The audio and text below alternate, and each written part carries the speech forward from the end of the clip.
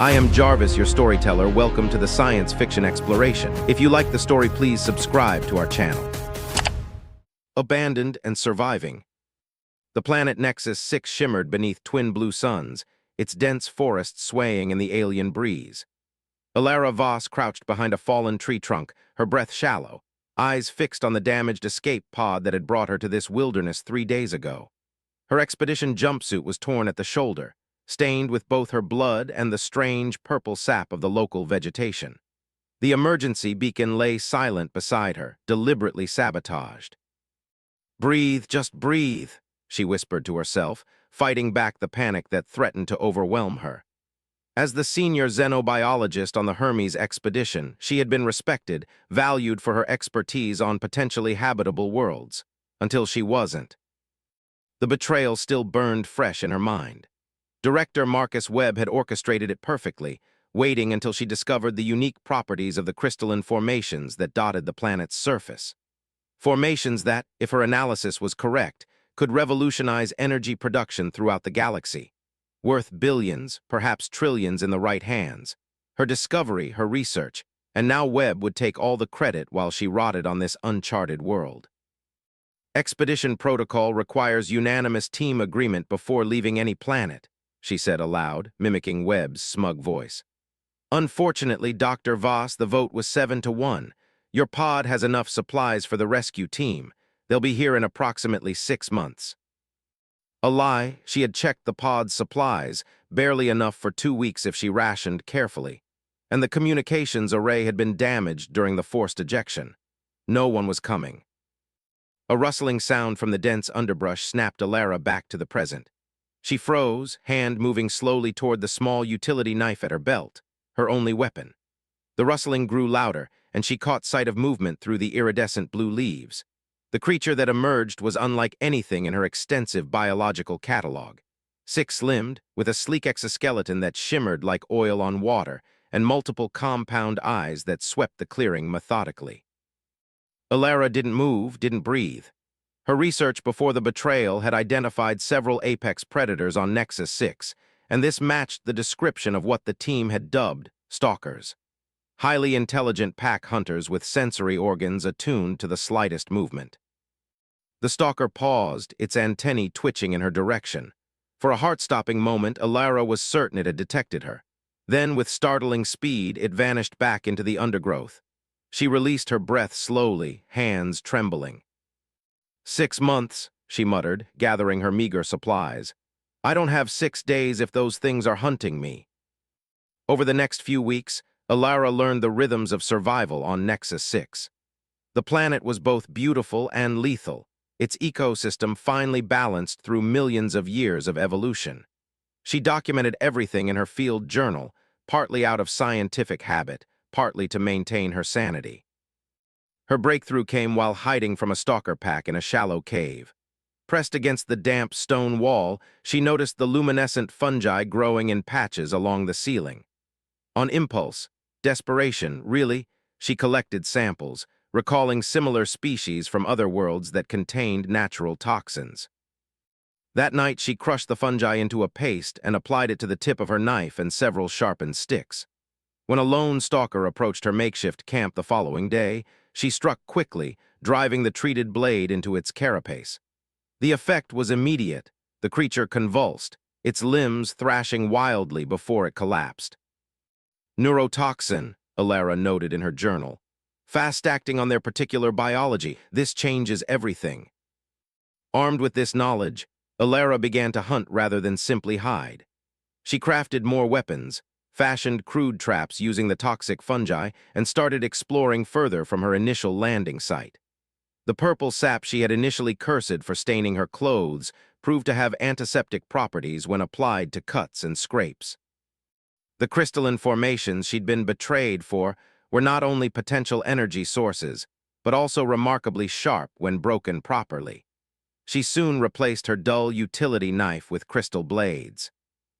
67 days after being abandoned, Alara discovered the ruins. They rose from the forest floor like the skeleton of some massive beast, weathered stone structures covered in vines and moss. Ancient, certainly, but not natural formations. Something, had built here long ago. The ruins offered better shelter than anything she'd managed to construct. High walls provided protection from the increasingly violent storms that swept across the forests as seasons changed. Elevated platforms allowed her to spot stalker packs before they approached too closely. For the first time since her abandonment, Alara felt something resembling security. She established a routine, hunting at dawn when the stalkers were less active, gathering edible plants and fungi during midday, and fortifying her position in the ruins before nightfall. She mapped the surrounding 5-kilometer radius meticulously, marking danger zones and resource-rich areas in her increasingly tattered journal. As months passed, Alara changed. Her once soft hands grew calloused from crafting tools and weapons. Her academic precision gave way to instinctual awareness of her surroundings. Her body, formerly adapted to laboratory work and spacecraft environments, became lean and powerful. She was no longer just surviving, she was thriving in her own way.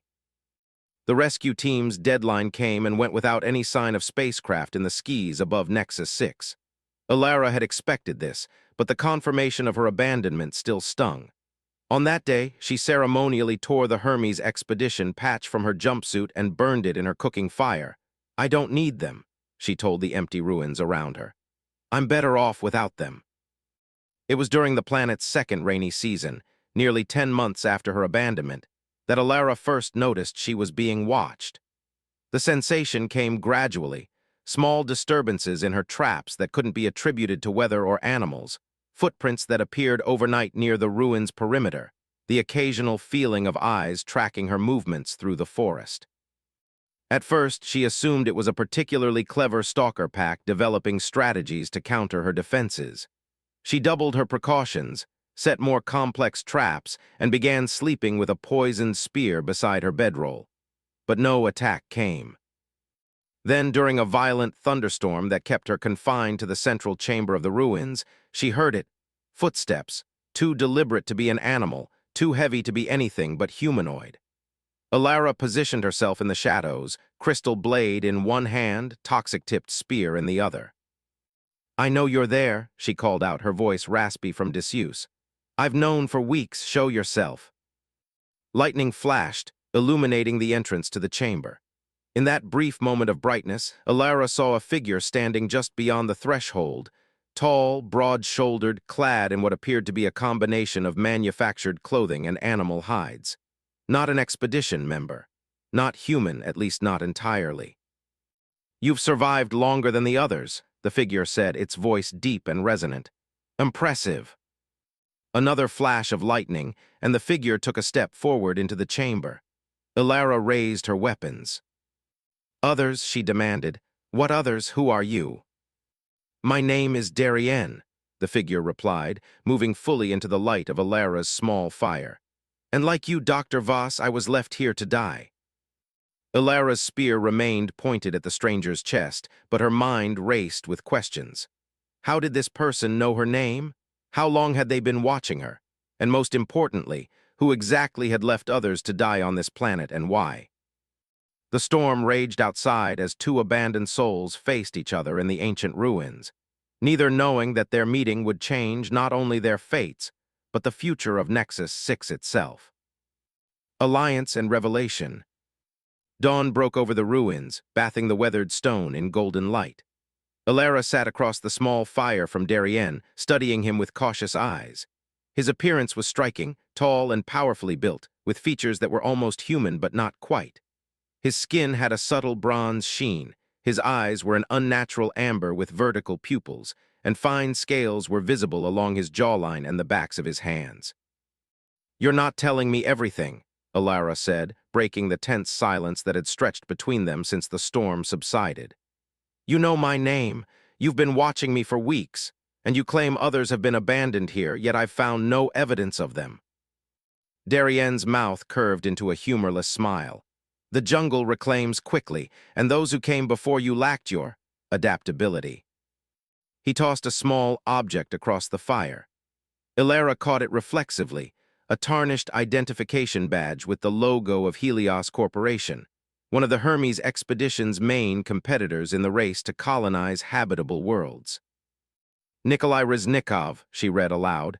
Geophysicist, Helios Deep Survey Team. She looked up sharply. When?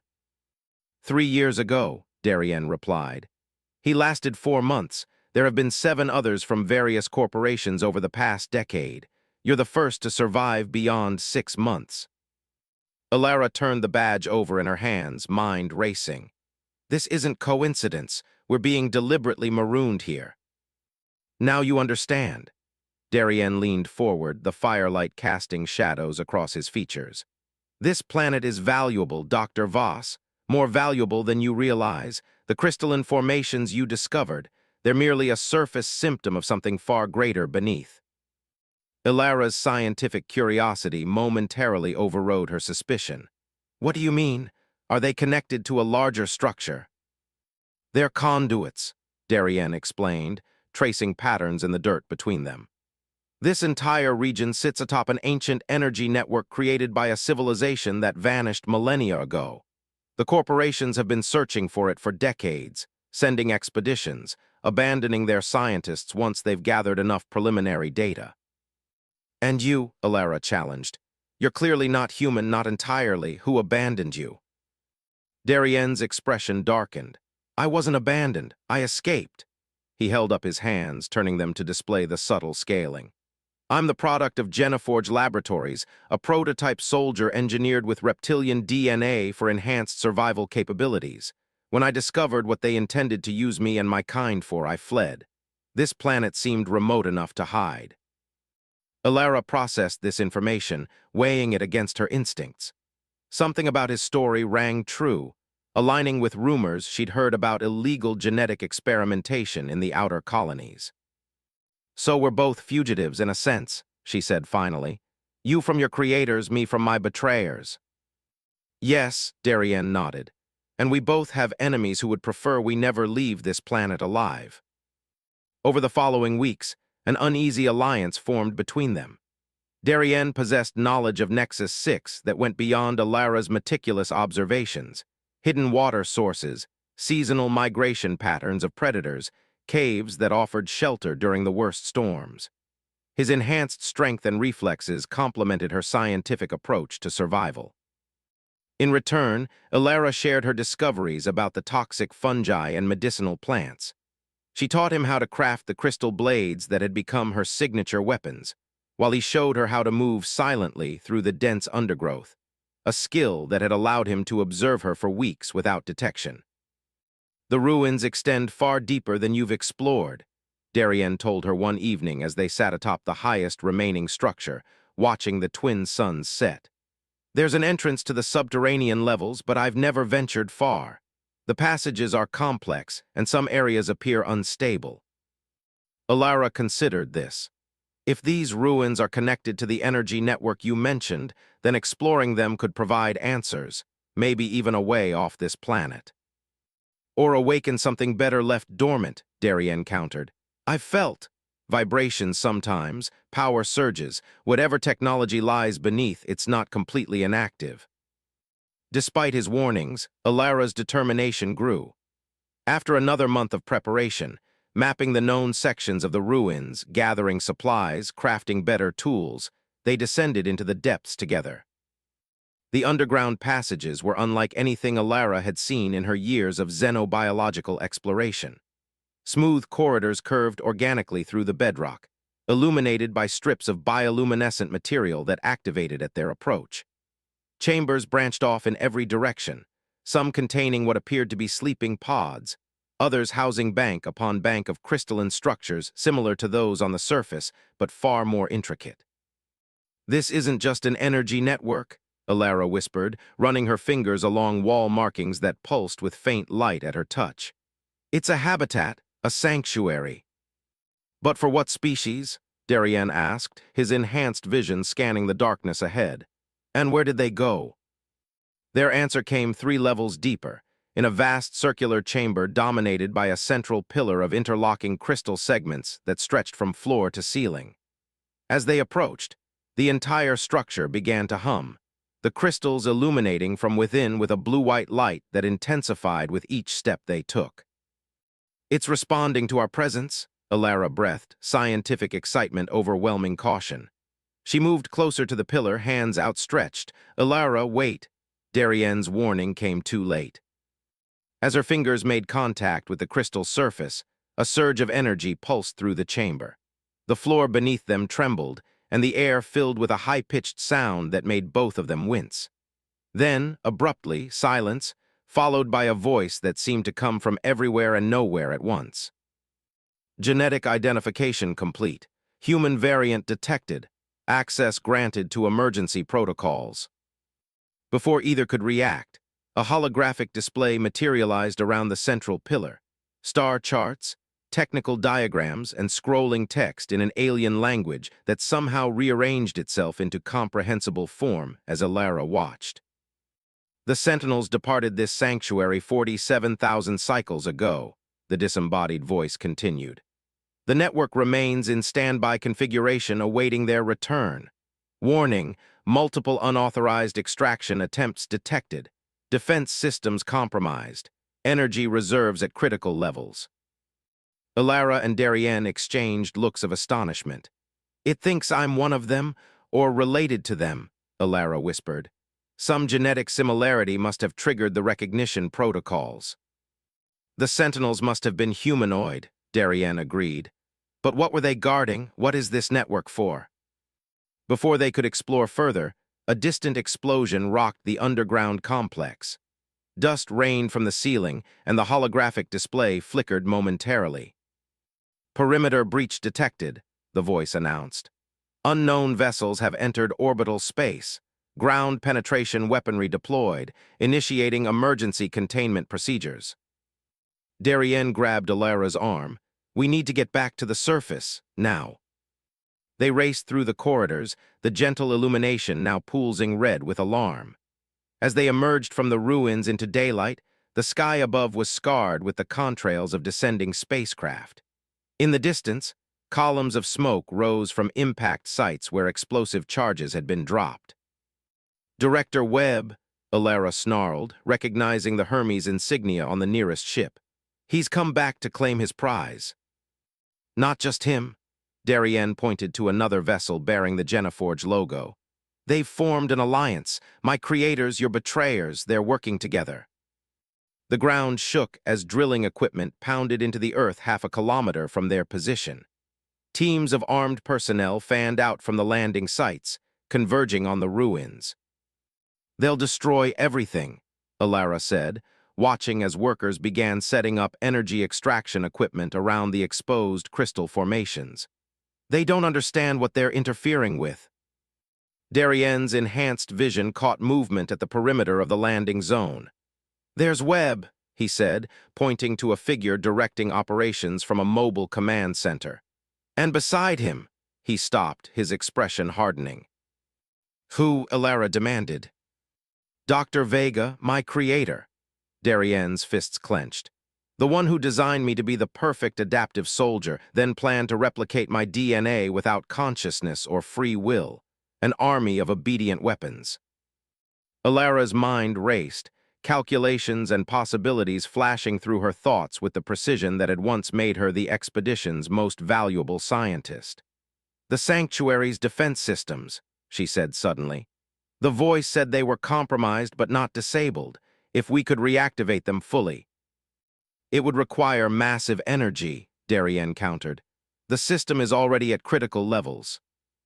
Not if we use their own equipment against them. Alara pointed to the extraction devices being positioned around the crystal formations. Those are designed to channel and amplify the energy output, if we could reverse the process. Understanding dawned in Darienne's eyes. Feed energy back into the network instead of extracting it. Exactly, Alara confirmed. But we'd need access to their equipment and a way to reprogram the operation protocols. Darienne smiled grimly. I was designed for infiltration, Dr. Voss, and you've proven yourself quite adaptable. Under cover of the growing darkness, they moved through the jungle with practiced stealth.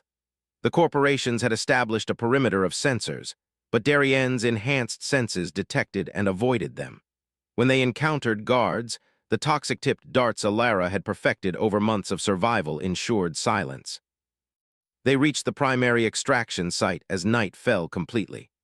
The massive drill had already bored halfway to the underground complex, and technicians were calibrating equipment around a cluster of crystalline formations that pulsed with internal light. "I need 10 minutes with the main control terminal," Alara whispered. "Can you create a diversion?" Darien nodded, melting into the shadows without another word. Moments later, alarms blared at the opposite end of the camp as fuel containers for the heavy equipment mysteriously ignited. As security personnel rushed to contain the blaze, Alara slipped into the control center. Her fingers flew over the unfamiliar interface, scientific training, allowing her to decode the extraction protocols quickly.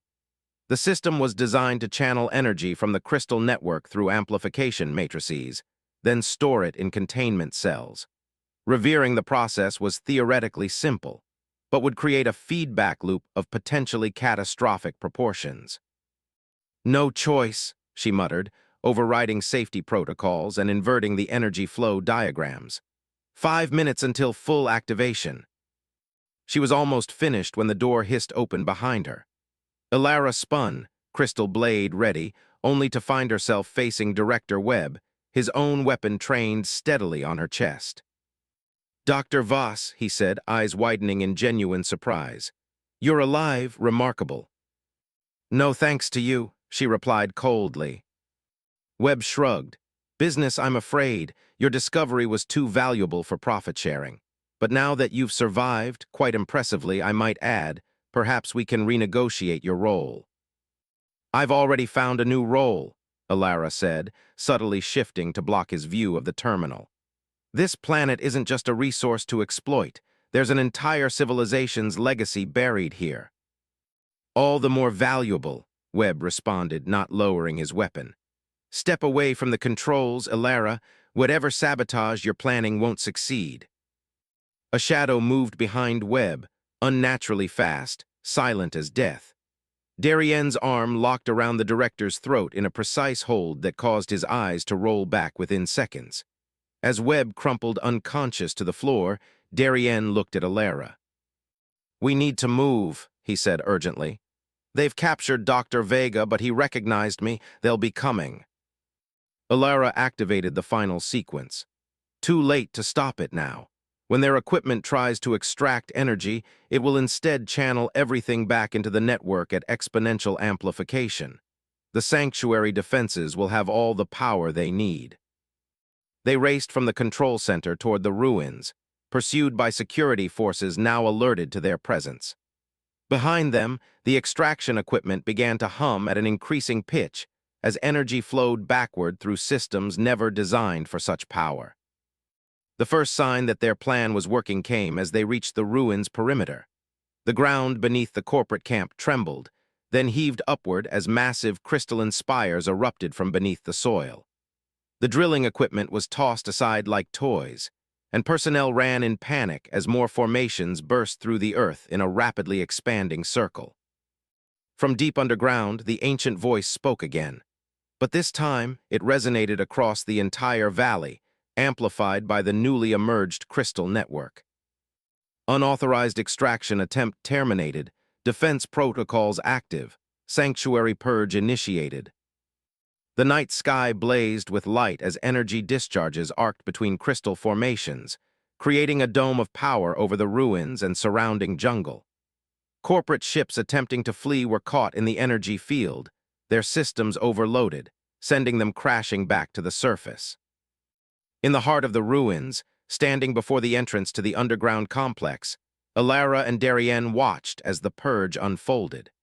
The crystal pillar they had discovered now extended through the roof of the ruins, pulsing with blinding intensity.